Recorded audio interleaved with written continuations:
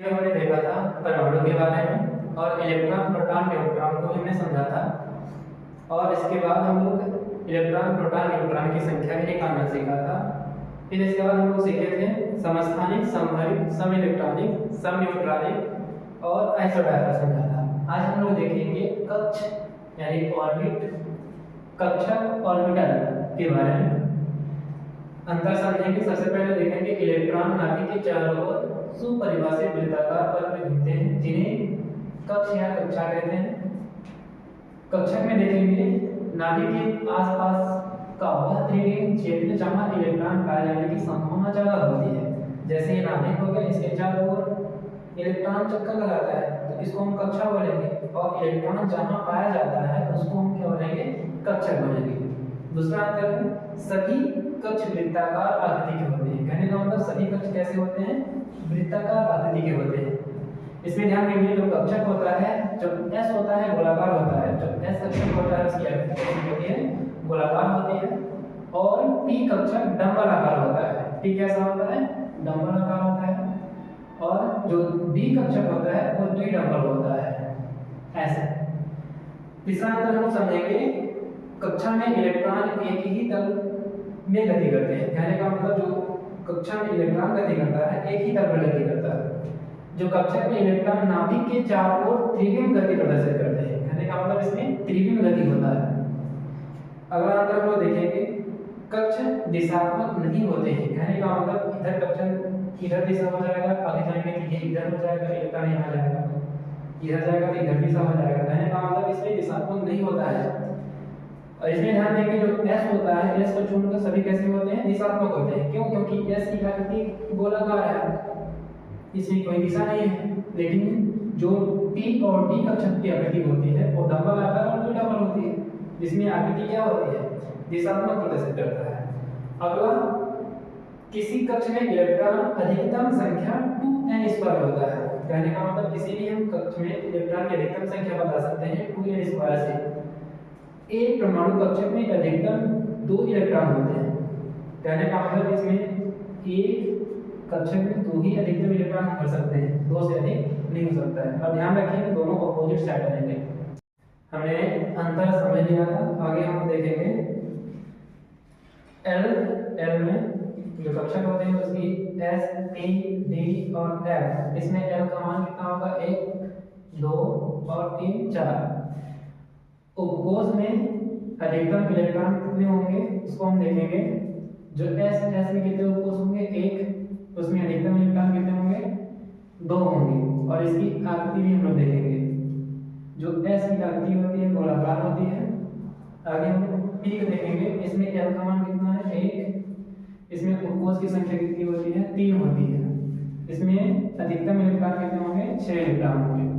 इसमें ध्यान रखिएगा इसका नाम भी है Px, Py, Pz। इसकी आकृति होगा डंबलाकार। अगला हम लोग देखेंगे D में L का मान कितना होगा, 2 होगा। इसमें अधिक उपकोष की संख्या कितनी है, 5। dxy, dyz, dzx, dx² - y², dz²। इसमें अधिकतम इलेक्ट्रॉन 10 होंगे। इसकी जो आकृति होती है द्विडंबल होती है। अगला हम लोग F कक्षक की बात करेंगे। इसमें L का मान 3 होगा, उपकोष की संख्या कितनी है, 7 है।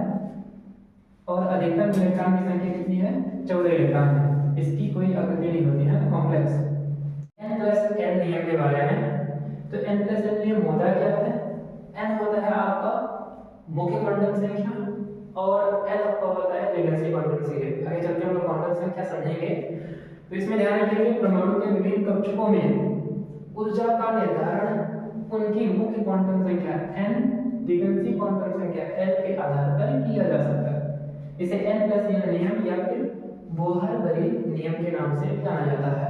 तो ध्यान रखेंगे किसी भी कक्षा की हम ऊर्जा को निर्धारित करते हैं। इस नियम के अनुसार किसी विलगित उदासीन परमाणु में n+l का मान कम होने पर ऊर्जा का मान भी कम होता है। कहने का मतलब जिसके लिए n+l का मान कम आएगा उसकी ऊर्जा का मान क्या होगा, कम होगा।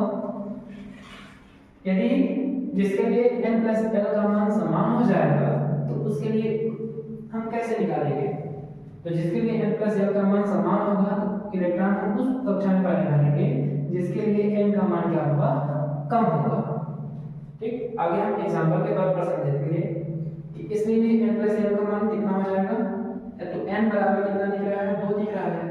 l बराबर कितना होगा, p के लिए कितना होगा, हमने पिछले बताया था p के लिए l का मान कितना है, 1 है। दोनों में कितना आएगा, 3। इसके लिए n बराबर कितना है, 4 और l बराबर कितना है, s के लिए कितना होता है, 0। इसके लिए n प्लस l का मान कितना है, 4। आगे इसमें देखेंगे n का मान कितना होगा, 4 और l का मान कितना होगा, 2। ऊर्जा का मान कितना आ गया, 5। कहने का मतलब इसकी ऊर्जा कम है, फिर इसकी ऊर्जा है, फिर इसकी ऊर्जा है। तो क्रम यदि हम लगाएंगे तो सबसे कम ऊर्जा किसकी है, 2p की, फिर इसके बाद 4s की, फिर इसके बाद 4d की। सेम वैसे इसमें एग्जांपल को देखेंगे तो n का मान कितना है, 4। l का मान कितना हो जाएगा, p के लिए 1 हो जाएगा। दोनों जोड़े कितना होगा, 5। इसके लिए n बराबर कितना होगा, 2 और l बराबर कितना होगा, s के लिए कितना होता है, 0। जोड़ेंगे कितना होगा, 2। आगे n बराबर कितना है, 3 और l बराबर कितना होगा, b के लिए कितना होता है, 2 होता है। दोनों जोड़ेंगे कितना होगा, 5। इसके लिए n बराबर कितना है, 4 और l बराबर f के लिए कितना होता है, सॉरी f के लिए आपका कितना होता है, 3 होता है। जोड़ेंगे कितना हो जाएगा, 7। आगे n बराबर कितना हो जाएगा आपका, 6 और l का मान कितना होगा, p के लिए आपका 1 होगा। जोड़ेंगे कितना आएगा, 7 आएगा। इसके लिए n बराबर कितना होगा, 8 और l बराबर s के लिए कितना होता है, 0। इसके लिए ऊर्जा का मान कितना है, 8। आगे इसके लिए n बराबर कितना है, 7 और l बराबर कितना होगा, p के लिए कितना होता है, 1। जोड़ेंगे कितना आएगा, 8। इसमें n प्लस l का मान निकाल दिया हमने। अब इसमें ऊर्जा का क्रम बता सकते हैं। सबसे कम ऊर्जा किसकी है, आपका 2s का। इसकी ऊर्जा है 2s। फिर इसके बाद किसकी ऊर्जा है, इन दोनों की n प्लस l का मान समान है, तो अब किसकी ऊर्जा कम होगी। तो ध्यान रखिएगा, इसके लिए हमने यहाँ बताया है जिसके लिए n का मान क्या होगा, कम होगा, उसकी ऊर्जा भी क्या होगी, कम होगी। तो इसके लिए n का मान कितना है, 4 है। इसके लिए n का मान कितना है, 3 है। तो इसकी ऊर्जा कम होगी, इसकी ऊर्जा क्या होगी, ज्यादा होगी। तो 2s के बाद कौन आएगा, 3d आएगा, 3d। फिर किसकी ऊर्जा है, इसके बाद कौन आ जाएगा आपका, इसकी ऊर्जा देखेंगे, यहाँ देखेंगे n प्लस l का मान दोनों में सेम है। ये दोनों में सेम होता है तो हमने बताया है। उसके लिए हम करेंगे क्या, n का मान जिसका कम होगा उसका ऊर्जा भी क्या होगा, कम होगा। इसके लिए n का मान कितना है, 4 है। इसके लिए n का मान कितना है, 6 है। तो आगे कौन सा हो जाएगा, 4f हो जाएगा, 4f। फिर इसके बाद कौन होगा आपका, 6p, 6p। फिर आगे देखेंगे, इसके लिए भी दोनों में n प्लस l का मान सेम है। इसके लिए भी हमने दूसरा नियम बताया है, n का मान क्या होगा, कम होगा, उसकी ऊर्जा भी क्या होगी, कम होगी। यहाँ n का मान 7 है, यहाँ n का मान 8 है। इसकी ऊर्जा कम है, इसकी ऊर्जा क्या है, ज्यादा है। तो इसके बाद कौन सा आ जाएगा आपका, 7p और लास्ट में कौन सा हो जाएगा आपका, 8s। इस तरह से हम किसी भी कक्षा की ऊर्जा को निर्धारित कर सकते हैं।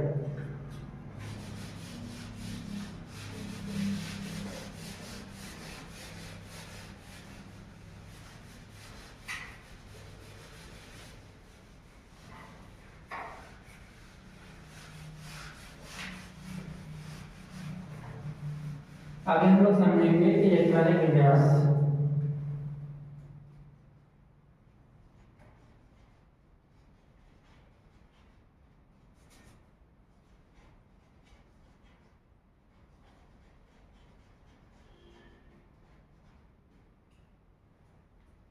हिंदी में लिखेंगे इलेक्ट्रॉनिक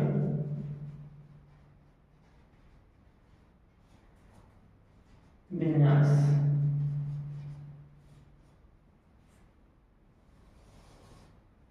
इसके लिए ध्यान रखेंगे, थोड़ा सा लिख है, 1 2 3 4 5 6 7। यहाँ से एक छोड़ देंगे, 2 3 4 5 6 7। आगे 3 4 5 6 7। इधर आगे 4 5 6 7। पहला आपका एस हो जाएगा, एस का अक्षर। फिर क्या होगा आपका पी का अक्षर,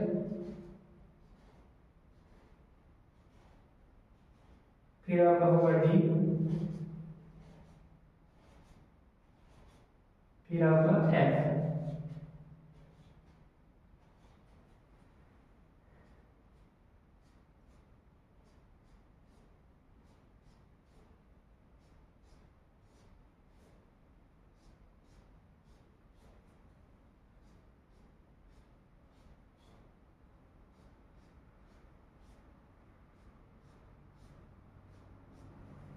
इस तरह से ऊर्जा हम देखेंगे 1s से 2s, 2s से कहाँ जाएगा 2p, फिर 3s, 3s के बाद कहाँ जाएगा आपका 3p जाएगा, फिर 4s, 4s के बाद कहाँ जाएगा 3d जाएगा, फिर 5s, 5s के बाद आपका 4d जाएगा, 6s, 6s के बाद आपका कहाँ जाएगा 4p जाएगा, फिर 7s, 7s के बाद कहाँ जाएगा आपको 5 जाएगा।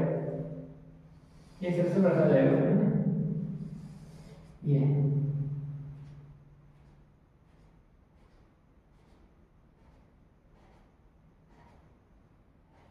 इस तरह से हम इलेक्ट्रॉनिक विन्यास करेंगे। सब समझते हैं। एक तो हमने पहले बताया था कि एस के लिए कितना होगा अधिकतम इलेक्ट्रॉन 2, पी में अधिकतम इलेक्ट्रॉन 6, डी में अधिकतम इलेक्ट्रॉन कितने 10 और एफ में अधिकतम इलेक्ट्रॉन कितने होंगे 14। इस तरह से हम लोग अभी एग्जांपल जैसे हाइड्रोजन, हाइड्रोजन परमाणु क्रमांक कितना है 1, 1s1, हीलियम 2, 1s2, लिथियम परमाणु क्रमांक 3, 1s2, 2s1, बेरिलियम इलेक्ट्रॉन विन्यास 1s2, फिर इसके बाद 2s2, फिर आगे बोरान 5, 1s2, 2s2 और 2p1, 5 इलेक्ट्रॉन है, 5 हो गए। फिर कार्बन परमाणु क्रमांक 6, 1s2, फिर इसके बाद 2s2, फिर इसके बाद 2p2। इस तरह से आप लोग और ट्राई करिएगा, एग्जांपल ले लेके, है ना। कलरफुल बता सकते हैं, मतलब कहने का मतलब जो अयुग्मित इलेक्ट्रॉन रखिएगा वो रंगीन होगा। आगे हम लोग पैरामैग्नेटिक, जिसमें अयुग्मित इलेक्ट्रॉन होते हैं हमेशा अचुंबकीय होगा, उसमें चुंबकीय आवरण निकाल सकते हैं। ड्यू बराबर कितना होगा अंडर रूट n प्लस 2 bm बोर इलेक्ट्रॉन, उसकी अस्थायित्व बता सकते हैं। जैसे एग्जांपल लेके समझते हैं हम लोग।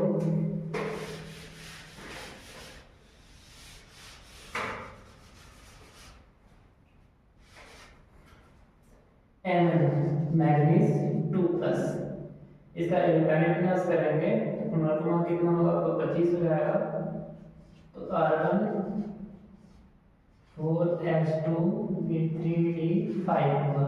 इसमें अयुग्मित इलेक्ट्रॉन निकालने के कितने हैं 1 2 3 4 5, 5 अयुग्मित इलेक्ट्रॉन है। तो पहला बिंदु एक कैसा होगा कलरफुल होगा, कैसा होगा